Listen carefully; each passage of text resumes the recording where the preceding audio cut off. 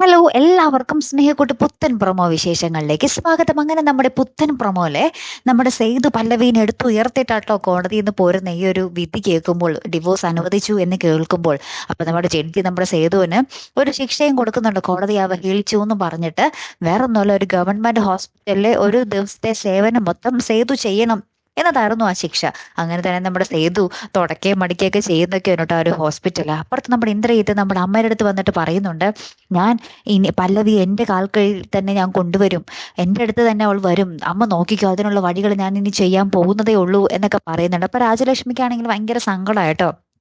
രാജലക്ഷ്മി കയ്യിലുള്ള മാലയും വളയൊക്കെ ഉരുവെച്ചിട്ട് പറയുന്നുണ്ട്, എൻ്റെ മകൻ ഒരു ഭർത്താവായി കാണാതെ ഇനി ഞാൻ അണിഞ്ഞൊരുങ്ങി നടക്കില്ല എന്നിങ്ങനെ അവസാന വാക്കും പറയുന്നൊക്കെ ഉണ്ട് കേട്ടോ. അപ്പൊ നമ്മുടെ ഇന്ദ്രിയത്തിന് ആകെപ്പാടെ ഇങ്ങനെ സങ്കടമൊക്കെ ആവുന്നുണ്ട്. എന്തായാലും കാത്തിരുന്ന് തന്നെ കാണാം. അപ്പൊ അടുത്തൊരു വീഡിയോ വരുന്നത് വരയ്ക്കും ഗുഡ് ബൈ.